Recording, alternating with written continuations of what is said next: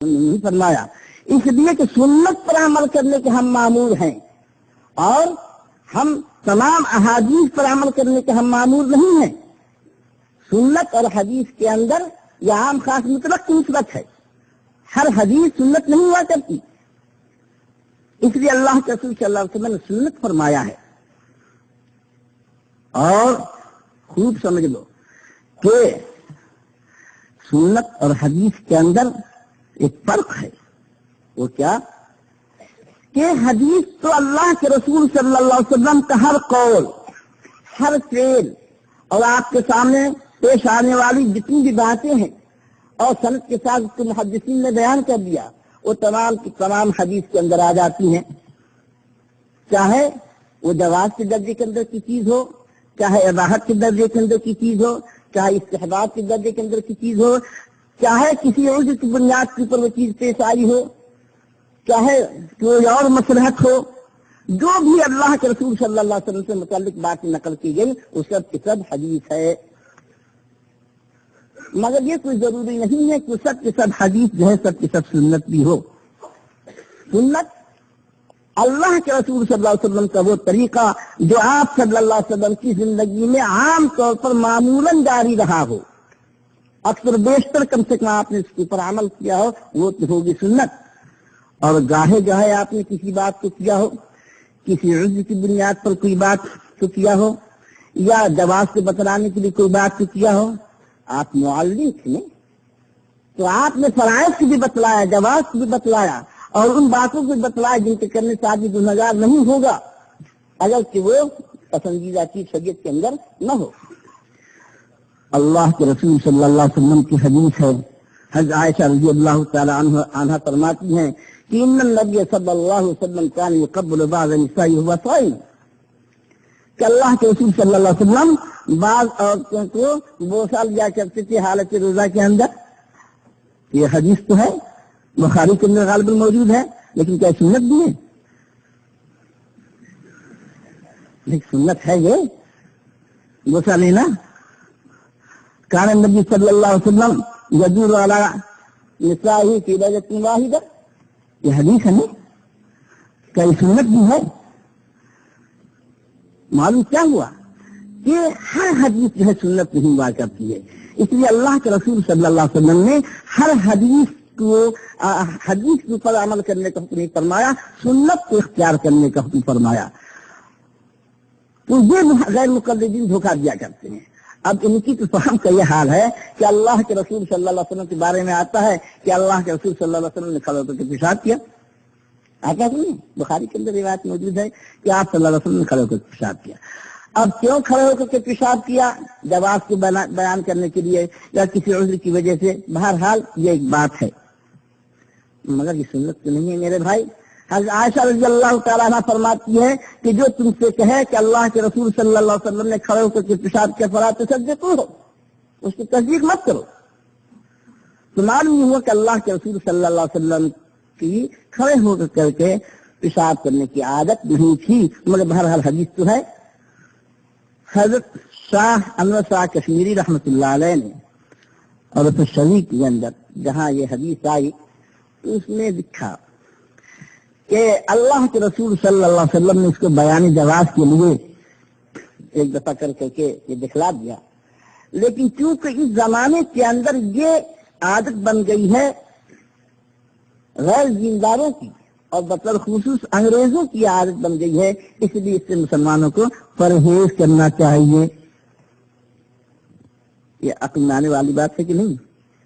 کوئی اس میں ایسی بات ہے جس کا رد کیا جائے، لیکن وہ غیر مقلد نہیں کیا جس کی عقل خراب نہ ہو، وہ غیر مقلد جو ہے بے عقلا ہوتا ہے، بددین ہوتا ہے، خائن ہوتا ہے، کاذب ہوتا ہے۔ اور میں نے تو اپنے پرچے کے اندر ہی کہا ہے کہ ایک مسئلہ پیش کرو اقتباسی جس کے اندر تم دیانتداری سے اپنے مسئلے کو ثابت کرو۔ ایک دفعہ نہیں، میں نے کتنی دفعہ کہا کہ خیانت کرو گے، امانتدار یا دیانتداری کے ساتھ کوئی مسئلہ تم ثابت نہیں کر سکتے ہو اپنا جس کے اندر کہ تم امین ثابت ہو۔ تو غیر مقلدیت ہمارے نام ہے جہالت کا، خیانت کا، بددیانتی کا، بے عقلی کا۔ تو مولانا عبد الرحمان مبارک پوری جیسا عظیم شان محدث تحفۃ الاحوذی میں حضرت علامہ انور شاہ کشمیری رحمۃ اللہ علیہ پر رد کر رہا ہے اور لکھا ہے کہ واہ جب حضور سے ثابت ہے تو چاہے وہ انگریزوں کا طریقہ ہو ہم تو نہیں اس کے اوپر عمل کریں گے، ہم تو نہیں اس کے اوپر عمل کریں گے، حدیث سے ثابت ہے اس لیے جو ہے چاہے وہ انگریزوں کا طریقہ ہو جائے ہم اس کے اوپر عمل کریں گے۔ اللہ کے رسول صلی اللہ علیہ وسلم کی سنت کیا تھی اور آپ صلی اللہ علیہ وسلم کی حدیث کیا تھی، بہرحال ہمیں آپ اس کا فرق کرنا ہے اور خوب سمجھ لو کہ جو سنت ہوگی وہ صحابہ کرام کی زندگی میں رچ بچ کر کے آئے گی۔ اللہ کے رسول صلی اللہ علیہ وسلم کی سنتوں کے عاشق صحابہ کرام تھے۔ اگر کوئی ایسا مسئلہ ہے کہ عمومی طور پر صحابہ کرام نے اس کو قبول نہیں کیا تو وہ بھی سنت نہیں ہوگی۔ پھر اگر وہ مسئلہ ایسا ہے کہ صحابہ کرام سے منتقل ہو کر کے ائمہ کے اندر پہنچا اور پھر امت نے اسلام کے اوپر اختیار کیا تو وہی دین ہے۔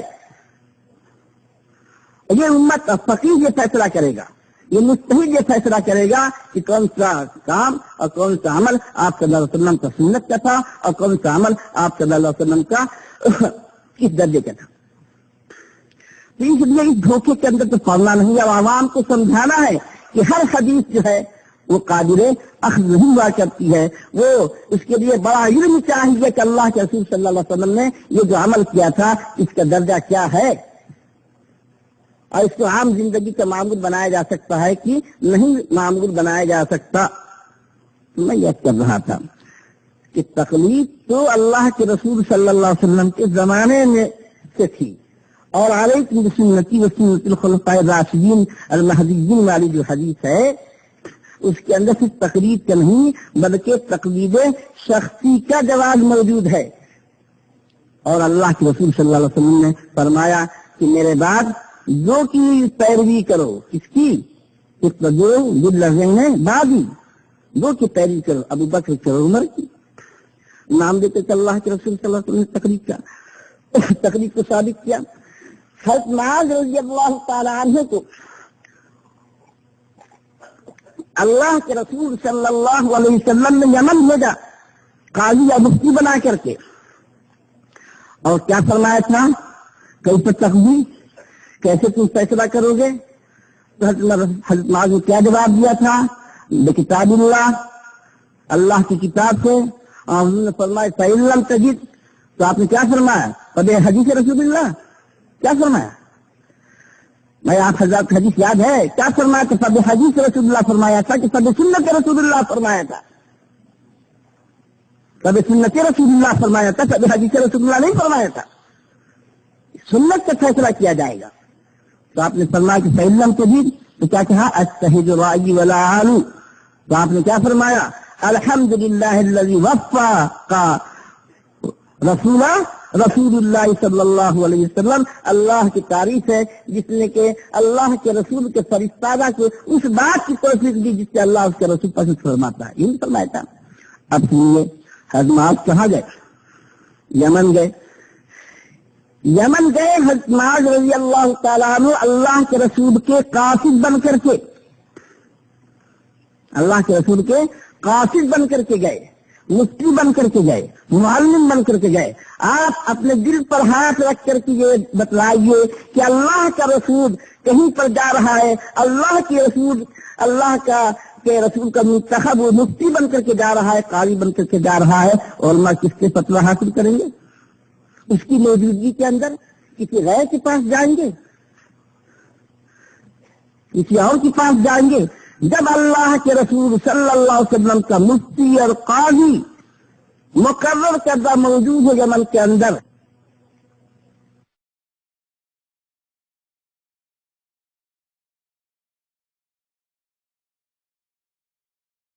الحمدللہ رب العالمین والصلاة والسلام على سيد الأنبياء والمرسلين، أما بعد،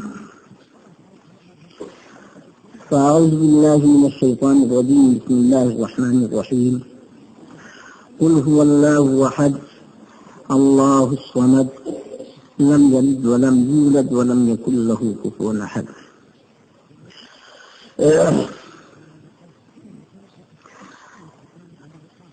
حضرات اساتذہ کرام،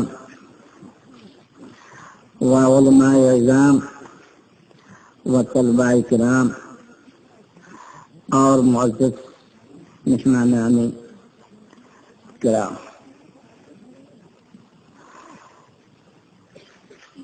اللہ کا لاکھ لاکھ شکر ہے، پروردگار عالم کا احسان ہے، اتنا بڑا احسان کہ ہم زبان سے اور کلمات کے ذریعے، الفاظ کے ذریعے اللہ کی اس احسان کو بیان نہیں کر سکتے۔ اس نام کا آفتاب طلوع ہوا حجاز مقدس میں